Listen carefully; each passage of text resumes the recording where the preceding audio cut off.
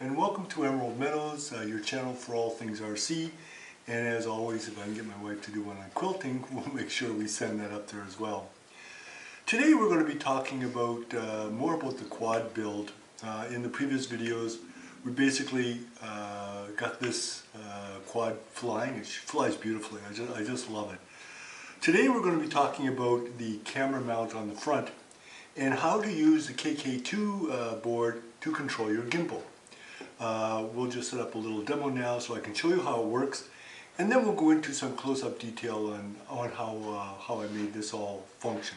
So let's get started. As mentioned, we're going to be talking about setting up the gimbal. One of the exciting things about the KK2.1 is that it comes with the pre-built gimbal control.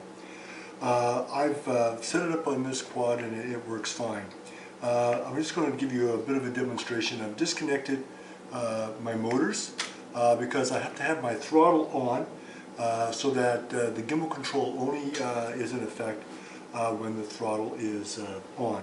I can program it to not do that, but I figured it's just as easy to disconnect the motors and give you a demonstration. So let's arm the KK2 as we always do with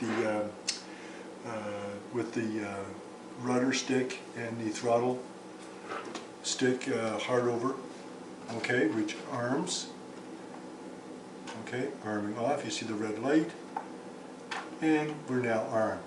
And I can notice that I can move my quad and nothing happens to my gimbal. Now what happens is I'll turn my power throttle up to about the midpoint. Now let's take a look at the gimbal. You can see that the gimbal moves so it keeps it steady. Now you'll notice that in the one axis it's a bit choppy because I only have an analog servo. Ideally you would want to have gimbal motors, but I find that I'm waiting for an order for a digital servo. I have one digital servo on the what would you say, the elevator type axis, but I have an analog on the roll axis, and it's a bit jumpy. But the digital control, you can see how the camera maintains its direction, so that for quads that's pretty important, because as you're flying, your quad's going to want to move forward and tilt forward, and you don't want to be pointing straight down to the ground. So you want to be able to keep your eye on the horizon, and that's why it's important to have the gimbal control. And we're going to talk about now how that's all wired in. It's all pretty standard, but I thought I'd share what I did for the novices who want to be able to do it with a little bit of ease. So right now let's look at how we program this gimbal. I love this thing, and we'll move forward from there.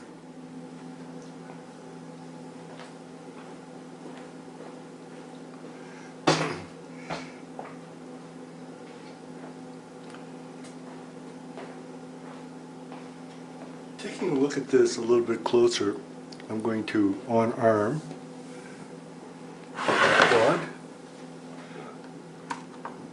down and to the left is on-armed. You can see here, in order to make the gimbal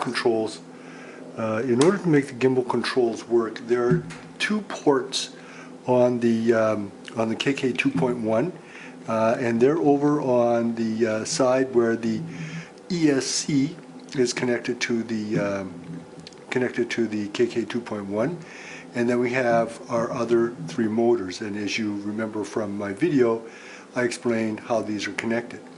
Now I'm going to remove this. We'll talk about this in a second.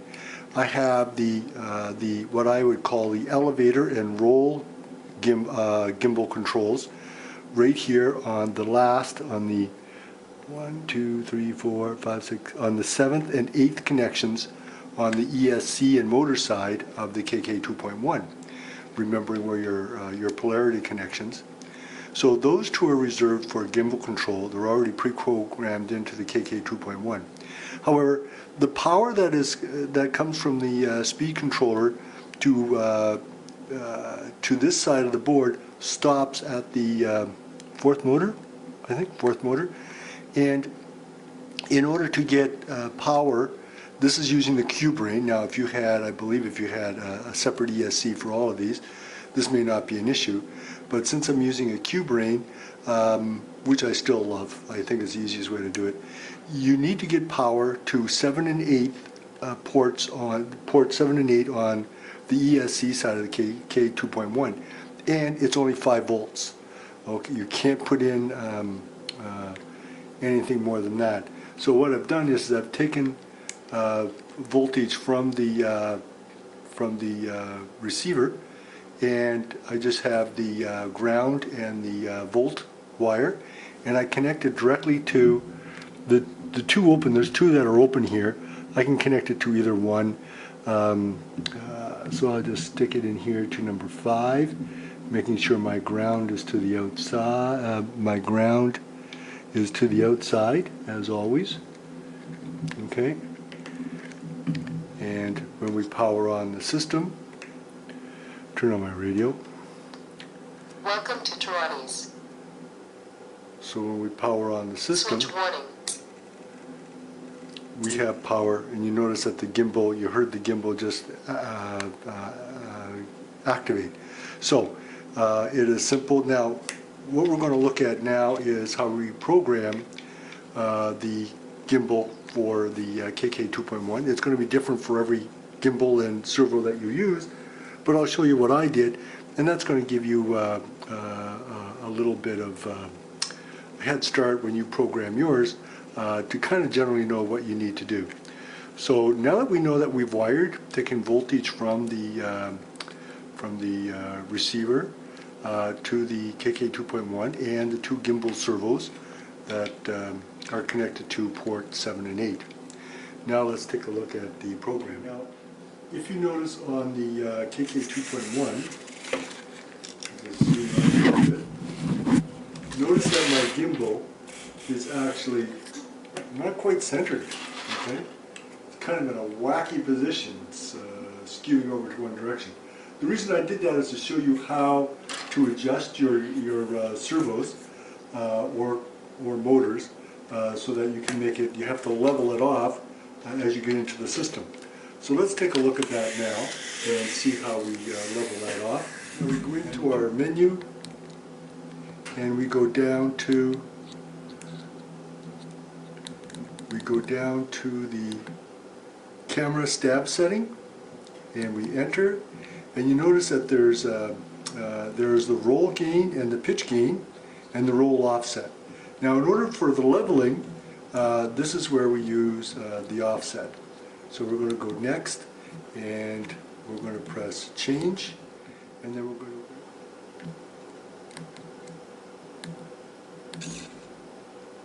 now you didn't see that, but the camera moved over to the other direction. So I'm going to, you've now seen me change the numbers. I'm now just going to show you what happens with the camera as we make the changes. Okay? I'm going to have this facing towards you, so you kind of get an idea of what happens when I change the settings. So let's look carefully. And I'm going to change the offset settings so that I'm going to try to balance it. Going into menu, camera settings, and my roll offset is 71. I'm going to go down, I made that too much. I'm going to go back to 50. Okay, you got to kind of play around with it. And you notice it doesn't change until you actually leave the menu. So this is the one thing you have to do. So it's still not quite level. So I'm going to go back. I'm going to change it. And I'm going to change that to, let's make it 45. Oh, let's make it down to 40. And then back. That's not bad. And you may want to play around with it and hook up your camera. But basically, that's all you need to do to change your offset so you're leveling.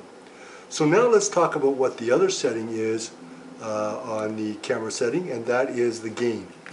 The gain is simply the amount that the gimbal moves when the camera rolls and pitches. So with a low gain, your camera isn't going to move very much at all.